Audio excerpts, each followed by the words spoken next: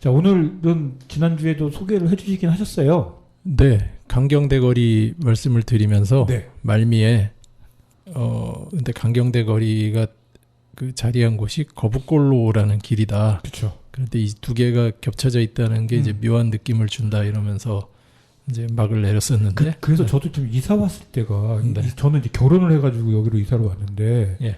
거북골로가 있는 거예요. 그래서 이게 왜 거북골로인가 엄청 궁금했었거든요. 네. 전 지금까지도 사실은 이거에 대한 해법을 모르고 있었는데 네, 오늘 알려주십시오. 예. 네,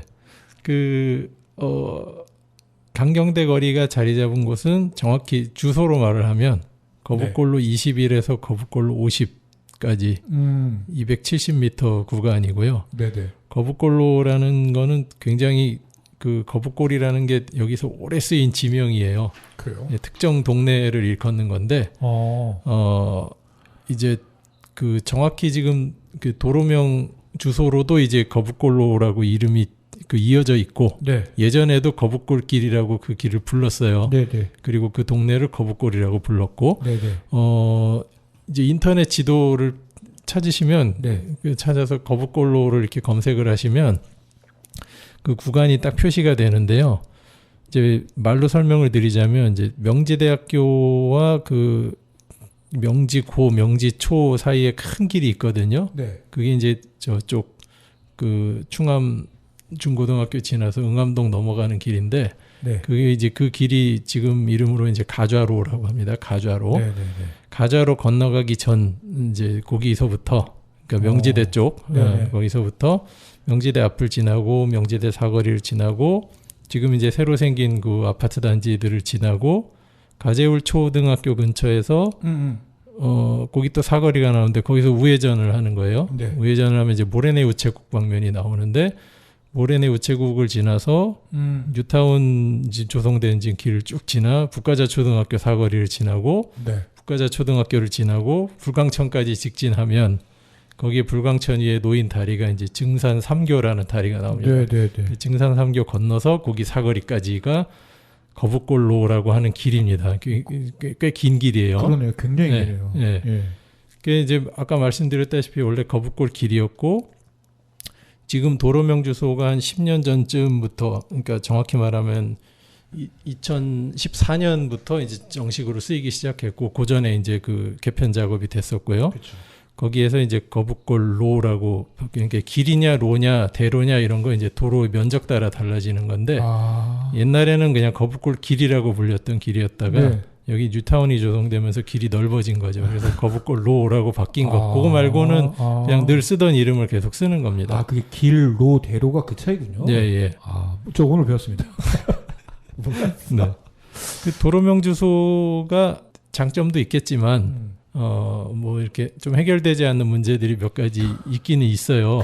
우리가 보통 동으로 이제 그 그쵸. 구역을 네. 인식을 하고 있는데 네네. 동명을 뺀 채 길 이름만 썼을 때 이 길 이름이 여러 동을 겹쳐 지날 경우에는 맞아요. 예. 위치가 어디인지 감이 안 오는 문제가 생기기도 합니다. 그러니까 우리는 너무 많이 면으로 이 뭔가 지역을 이렇게 했었지 이 선으로는 뭘 구분한 적이 별로 역사가 없어서. 맞아요. 그래서 거북골길이랑 한번 이제 교차되는 그 길 중에 네. 저 연희 삼거리에서 네. 이 증산동까지 이어지는 길이 있는데 네네. 그게 이제 증가로라고 하거든요. 맞아요, 증가로. 우리 서대문 공동체 라디오 사옥과도 매우 가까운 네네. 큰 길인데 그 백년시장 앞길, 그쵸. 네, 그게 네. 증가로입니다. 증가로인데 증가로는 이제 추측이 되시겠지만 증산동, 가자동 합쳐서 증가예요.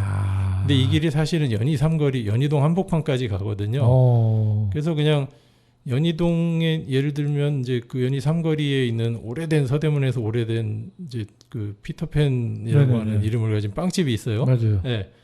그게 주소를 치면 그냥 증가로 몇 이렇게 나옵니다. 그러니까. 그 연희동이라는 걸 모르면 상상하기가 어려워지죠. 그렇죠. 네.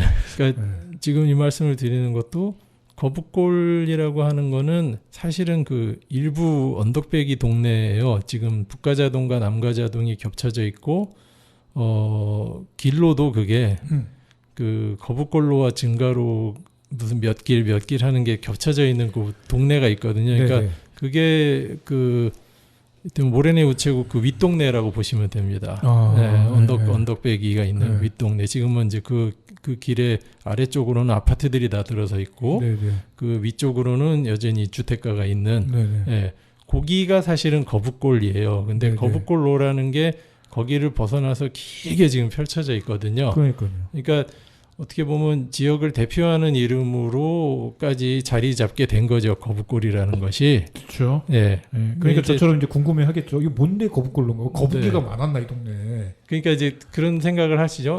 뭐 우리 가재울이라는 이름이 뭐 가재가 많아서 이런 설도 있었듯이 거북골이라는 말 거북이가 많았는가?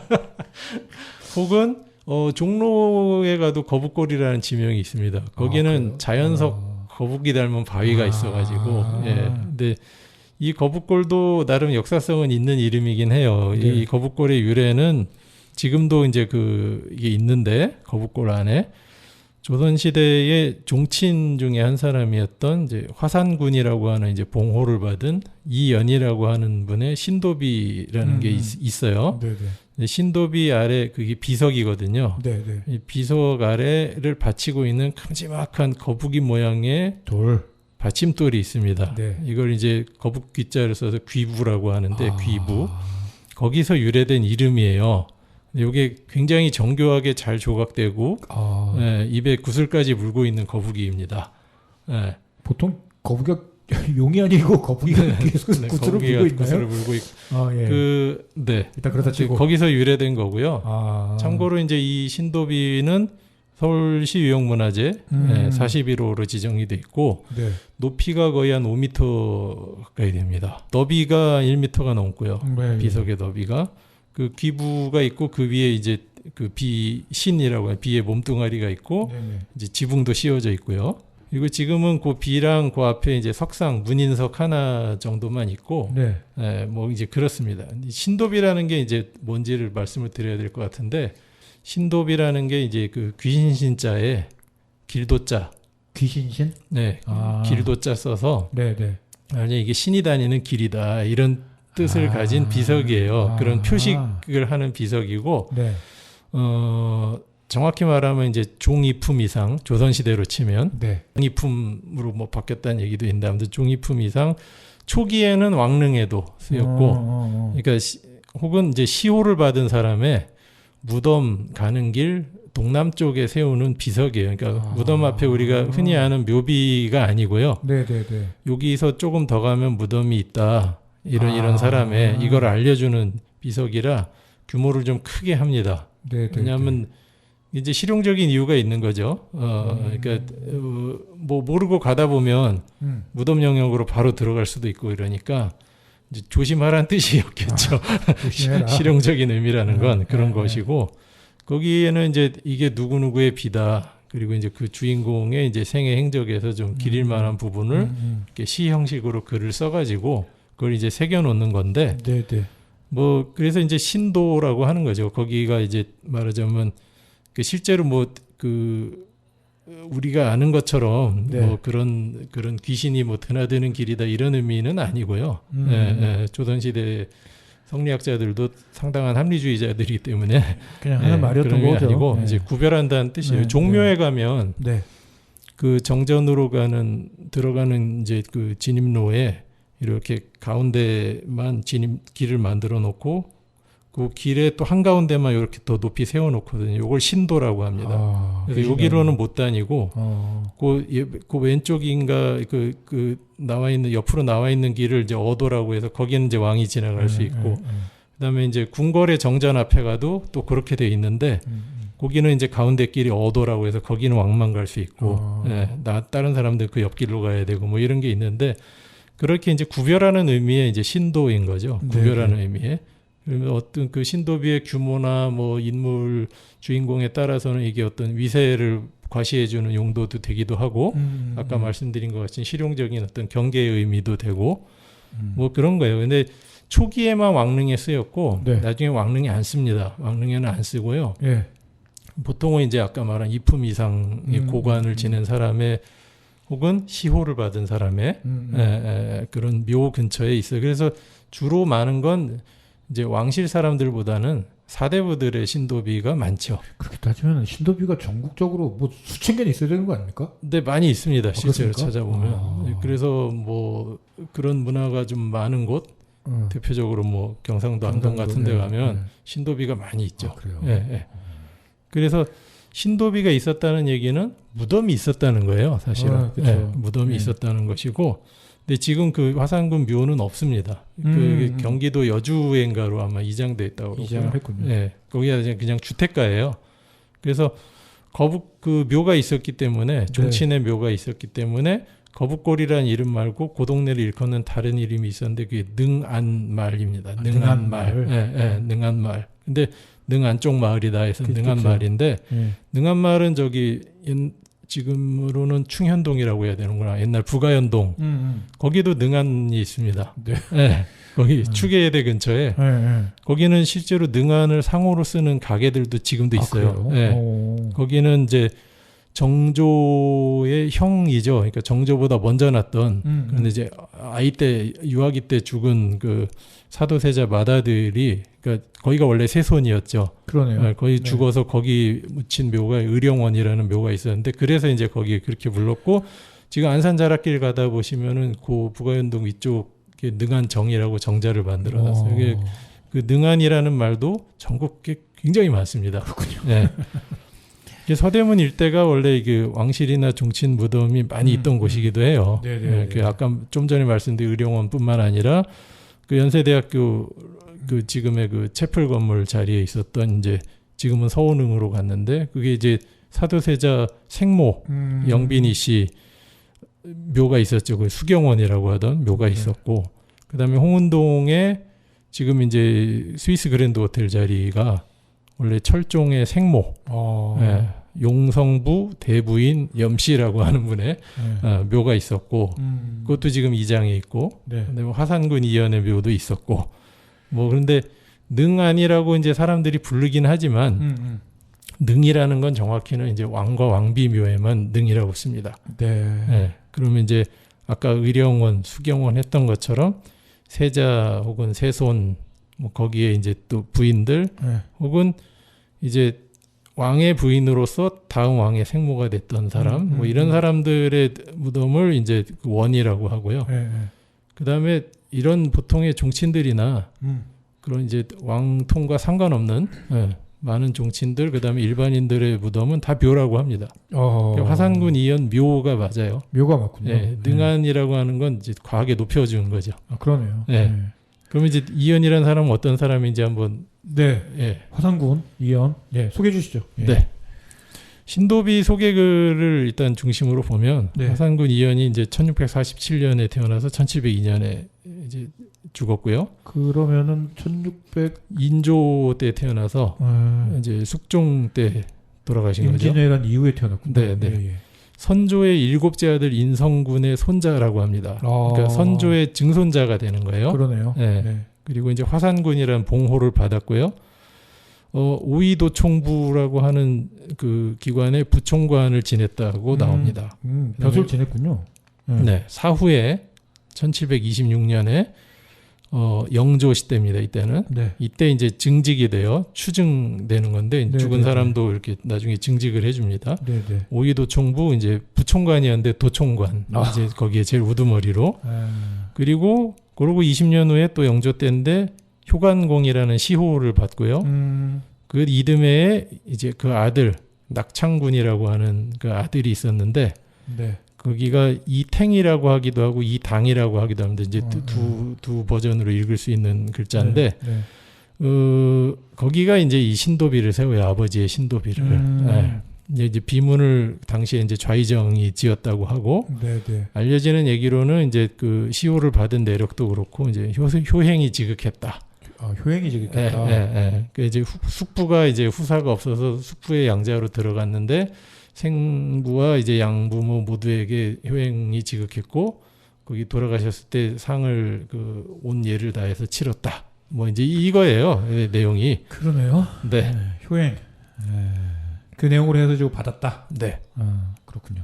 이 종친이잖아요. 종친이 뭔지 좀 얘기를 해주시면 좋을 것 같아요. 그렇게 오늘 설명드릴 게 많네요. 그러니까요. 시간이 이제- 좀 없는 관계로 좀 빨리. 네. 종친이라는 예를 들면 쉽게 말해 이성계 후손이면 다 종친인 거냐? 그러니까 전주 이씨라고 하는 네, 것에서 네. 이렇게 왕의 피가 조금이라도 다르더라면 다 종친이냐? 그러면 뭐 저 이성계 아들들 후손, 네. 왕이 못된 다른 아들들 후손, 뭐 그다음에 그 밑에 아들 흔히 하는 뭐 양녕대군 후손, 네. 효령대군 후손 다 종친인 거냐? 네. 이승만이 자기가 왕자라고 하고 다녔듯이. 근데 이승만이 스스로 미국에서 프린스 리라고 네. 하고 다녔다. 넓은 의미에서 봐도 그게 뭐 외교적인 뭐 그냥 목적으로 그랬다 하더라도 네. 한국적인 의미에서 그게 맞는 말이냐? 종친이냐? 맞지 않습니다. 아, 이승만 종친이 아니군요. 네, 이승만은 종친이 아닙니다. 그러니까 어. 이승만의 십몇 대조 할아버지까지는 종친이었을 수 있습니다. 아, 그렇죠. 네, 네. 아니다. 십몇 대가 아니고 뭐 그보다 좀 더 아니요, 낮았을 것 같은데. 예, 거의 그러니까 양녕대군의 한 손자까지만 종친이었어요.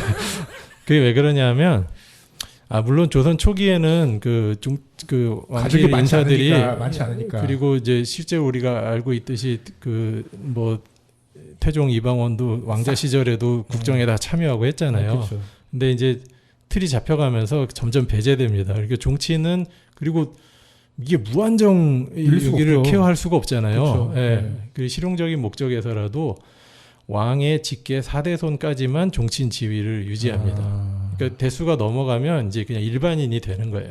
일반인이 되는 거고. 양반이 되는 건가요? 양반이 될 수도 있고요. 아니면 양이 될 수 있는 거예요? 그냥 이제 양인 중에서 과거를 봐서 시험이 되면 양반이 그렇죠. 되는 건데 예. 그냥 양인으로 계속 지낼 수도 있고요. 그러니까 자동 양반이 아니라 심지어는 자동 양반이라는 건 원래 조선에는 없죠. 없군요. 예, 예. 네. 그러니까 뭐 문화적으로 양반이 있을 수는 있습니다만, 그 약간 사대부 가문처럼 해서 네, 그러니까 뭐 아버지가 나는 네. 벼슬 안 해도 할아버지가 네, 벼슬했다 그러면 네. 문화적인 양반이죠. 네, 양반 네. 집안의 사람이고, 네. 근데 그렇지 않게 될 수도 있죠. 어. 과거를 계속 떨어지면 급제를 못 한다거나 그런 문화적인 어떤 유산으로부터 좀 떨어져서 지낸다거나 하면 그 이제 어떻게 사실은 뭐 이제 보장할 수 없는 그런 신분이 되는 거고요. 그 유교에서 또 사대봉사라고 사대조까지만 그 기제사를 지내는 그 문화가 정착이 되거든요. 네네. 요거랑도 관계가 있죠. 그래서 사대조 조상을 그 두고 있는 형제들이자 네. 형제들이다 하면 그게 팔촌간이 되거든요. 그러니까 한 가족 네. 거기까지만 한 거기까지만 한 가족이라고 보는 거예요. 그러니까 요거를 벗어나면 그러니까 남이다. 그러니까 왕의 4대손이면 그 밑으로 계속 왕이 된 사람과 그 4대손인 그 누군가와는 팔촌간이 되는 거거든요. 그렇죠. 그러니까 그때까지만 지위가 유지가 되는 거죠. 같은 가족이다. 예. 가족 가문이다. 네, 가문. 네. 그리고 나머지 이제 대수가 넘어가면 이제 그동안 즐거웠다. 네, 그렇게 되는 겁니다. 예우를 받는데 사실은 이 예우라는 건 통제이기도 했어요. 종친한테는. 그쵸. 이게 가장 결정적으로 과거를 볼 수가 없고요. 아, 그렇죠. 그다음에 아까 이 화산군이 우이도총부의 뭐 부총관을 지냈다고 하는데 이게 정확히 말하면 명예직입니다. 그러니까 실직을 맡을 수가 없어요. 실제 직무를 맡을 수가 예를 들면 없습니다. 도총부 이러면 약간 뭐 군사 네, 군사 이게 중앙 군사 이제 통제 기관인데 네, 거기를 뒤에서 군대를 약간 지휘했다거나 이런 느낌인데 그게 사실 그건 아닙니다. 거죠. 이게 네. 실제로 유명무실한 기관이 돼가지고 법적으로만 있는 기관이라 종친이나 네. 정승들이 그냥 다 겸직하던 기관이에요. 그렇군요. 네. 그래서 그런 거고요. 별 대신 이제 예우를 해줍니다. 그 일반 사대부들과 달리 별도 종친계라는 품계를 만들어 가지고 대우를 다 해줘요. 그리고 이런 명예직 관직을 받을 수가 있습니다. 이게 약간 월급을 주기 위한 관직인 건가요? 네, 뭐 그런 거죠. 먹고 살라고. 먹고 살 수 있게 해주고 네. 품위 유지를 할 수 있게 해주는 거죠. 네, 네. 그 이제 그런 자리 같은 경우 주로 종친, 부마 뭐 이런 사람들이 그냥 가는 거예요. 네, 화산군이 맡았던 그런 거죠. 네, 오이도총부 부총관은 꽤 높습니다. 종이품. 어우, 진짜 높네요. 네, 그리고 그 도총관은 정이품. 정이품이면 그게 판서랑 그러니까요. 같은 급이거든요. 그러니까 장관급인 거잖아요. 소위 말하는 장관급인 한국 거죠. 네. 그 이제 화산군이 이제 나중 이제 추중된 이 도총관직은 좀 전에 말씀드린 것처럼 명예직이었고, 그럼 화산군 아들 낙창군은 왜 아버지 신도비를 지어 세웠을까? 네. 그게 이제 이 4대 이 8촌 이것과 관계가 있죠. 그러니까 낙창군이 되면 선조의 4대손이 됩니다. 네. 화산군의 아들 때 가면 네. 그러니까 낙창군의 그 다음 때부터는 그냥 종친의 예우로부터 네, 벗어나는 거예요. 네, 네, 네. 그러니까 벗어나기 전에 이 4대가 끝나기 전에 네. 아버지를 이제 위상을 높여드리고 네. 아버지의 신도비를 세우고 시호도 받고 이러면서 사실은 이제 명예를 세우고 유지할 수 있는 어떤 기반을 만드는 거죠. 네. 약간 우리 이런 집안이야라고 하는 그런 걸 만들기 위해서 이제 그렇죠. 마지막이다 그래가지고 이제 네. 정치 작업을 했다. 마치 이렇게 비교하면 좀 그럴지 모르겠으나 그러니까 우리 이제 아버님 어머님들이 현직에 있을 때 현직에 있을 때 결혼해야 뭐 축의금 뭐 이런 게 다 들어온다. 약간 이런 느낌. 그런 것이죠. 네, 그런 느낌. 그건 뭐 그 당시 사고 방식으로는 충분히 이해할 수 있는 그런 이제 행위인데 그 이제 화상군의 아들 낙창군이 이 작업을 이제 주도를 한 거예요. 근데 낙창군이 어떤 사람이냐면 낙창군이 왕실하고 가까이 지내면서 청나라에 그 당시에는 이제 중국이 청 시대니까 사은사, 문안사 이런 걸로 그 나중에 심양, 나중에 연경 이런 데 많이 다녀옵니다. 한 서너 차례 다녀왔다고 해요. 그러니까 사신 역할도 했고 그럼 이건 실지가 아니냐? 실지가 아니고요. 그런 늘 가기 때문에 이거는 매년 가는 거잖아요. 이 사은사, 문안사 이런 거는.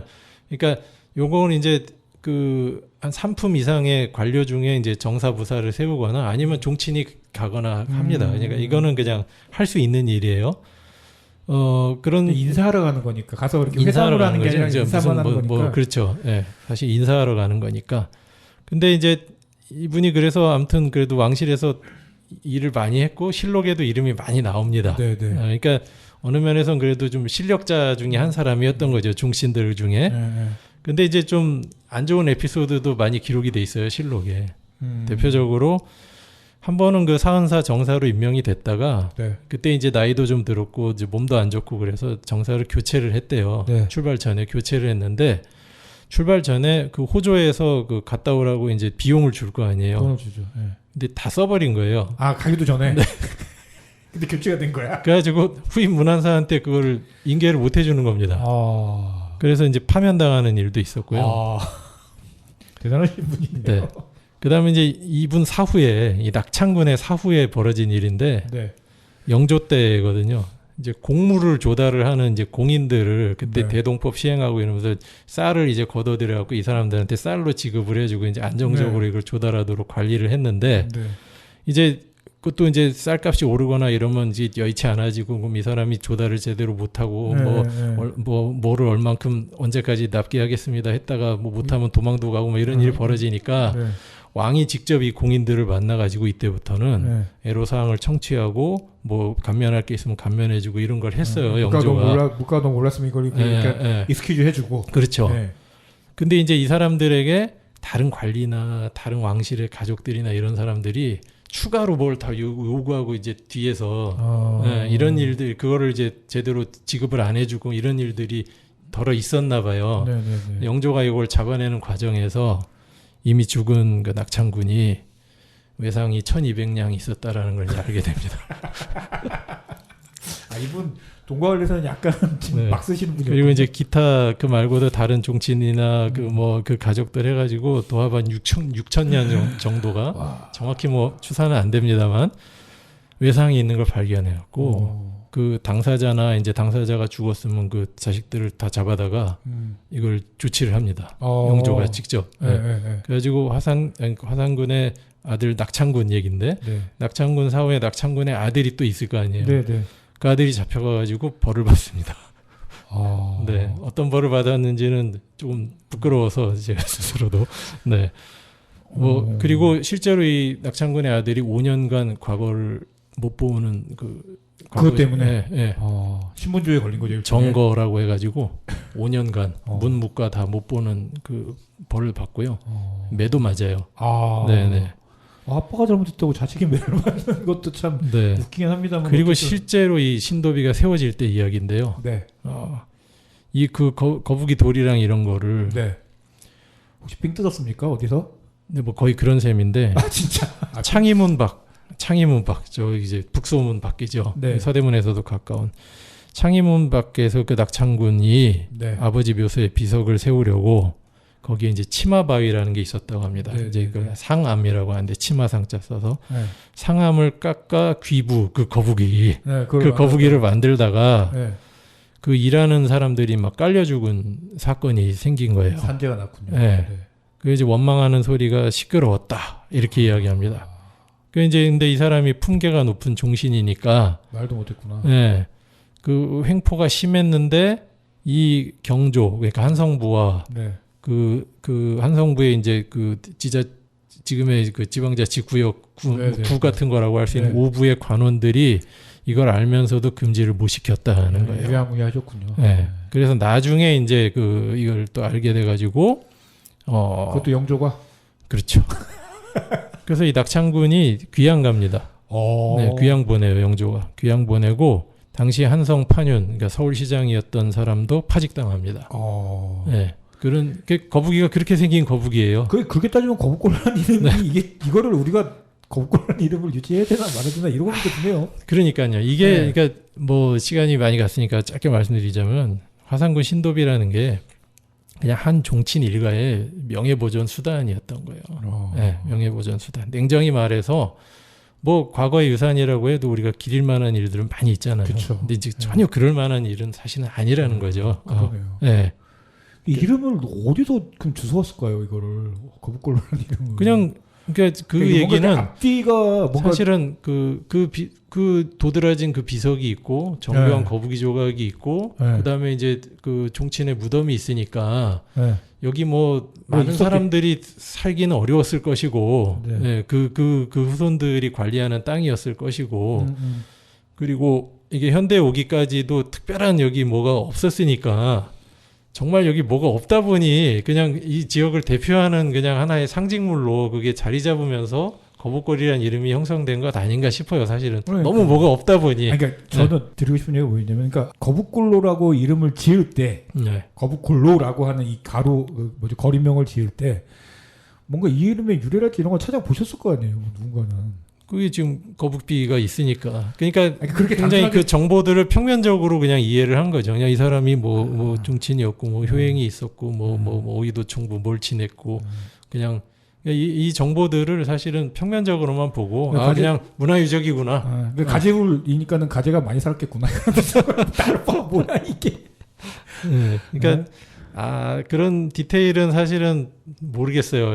그래도 이런 방송이니까 이런 어떤 느낌도 가지고 이런 얘기도 할 수 있는 것 아닌가 뭐 싶기도 하면서도 조금 고민해볼 필요는 있을 것 같아요. 이름 바꾸는 거에 대한 문제도 한번 사실은 사시는 분들이 제 생각이 사실은 네. 물론 그래도 뭐 어찌됐건 오랫동안 불려진 이름이라면 나름 그것도 뭐 문화유적이긴 한데 그 이름 자체가 네. 거북골이라는 이름 자체가 네. 근데 또 지금 생각하면 그 거북골이라는 제가 알려드린 그 동네가 지금 사실은 뭐 DMC 어쩌고 하는 아파트들이 그 앞을 다 이제 차 있어요. 네. 그리고 그 사실은 그 거북골이라는 그리고 그 거북비는 사실은 그 주택가 한복판에 그냥 사실은 큰 존재감 없이 있고. 그러니까 저도 몰라요. 거기 네. 그러니까 사실은 이미 거북골이라는 오랜 지명과는 무관한 새로운 정체성이 그 지역을 사실은 지금 자리 잡고 있거든요. 그러니까요. 네. 그러니까 사실 거북골라라는 이름이 그냥 여기 오래전부터 그렇게 불렀대 하고 그냥 행정적인 목적만 수행하고 있을 뿐이지 사실은 뭐 지금 무슨 의미가 있나 싶은 부분이 있는 거죠. 저도 사실 방송 들어오기 전에 뭐 했던 얘기 중에 하나인데 이게 민주정이 된 지가 이제 한국도 사실은 어느덧 뭐 거의 한 80년, 70년, 80년 다 돼가는데 네.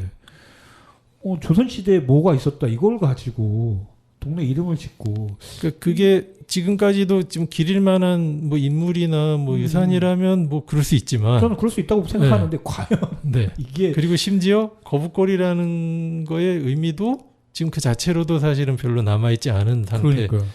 그러니까 이제 그런 거죠. 이제 그 표지 강경대 거리가 거북골로에 놓여 있다라는 걸 봤을 때 이게 진짜 동네 역사 이야기하다 보니까 이런 좀 어떤 느낌을 가질 수 있는 건데 아니 참 이거 묘하다. 네, 민주공화국 대한민국의 민주열사 이름을 기리는 거리가 5년짜리 명예도로명. 그렇죠. 네, 으로 그냥 명예직 관직을 지낸 종친의 그냥 유적이 법정 도로명에 남아 있는 거기에 그냥 얹혀져 있다라는 거.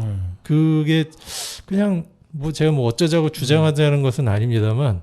기분이 묘하다. 오히려 좀 의미를 굳이 따지고 등등등 하고 우리가 뭔가 이렇게 한국 현대사의 어떤 그런 것들을 조금이나 이제 존중한다는 의미로 고민한다면 차라리 강경대로라는 것들이 이랑 거북골로를 바꾸는 것도 저는 뭐 오히려 우리가 어떤 합의를 보냐 또 다른 문제긴 하지만 네. 거북골로라고 하는 것에 합의 없는 거북골로라는 이름보다는 그렇죠. 뭔가 강경대 예를 들면입니다. 강경대로라고 하는 것들을 합의하기 위한 노력들 이런 것들이 함께 좀 그러니까 어떤 제안이 나오고 뭐 같이 주민들 뭐 의견을 모은다던가 이런 과정들을 밟아서 길의 이름 하나하나 만들어가는 것 뭐 괜찮을 수 있죠. 네. 오히려 저는 뭐 이런 거 한번 고민해 보는 건 어떨까. 네. 이거 좀 혹시 그 동네에 사시거나 좀 이런 거에 관심 있으신 분들은 한번 이런 것들 변경하기 위한 어떤 과정이나 이런 것들 고민 있으시면 연락 한번 주십시오. 한번 저도 같이 알아보는 걸로 해봤으면 좋겠다. 네. 라는 생각이 듭니다.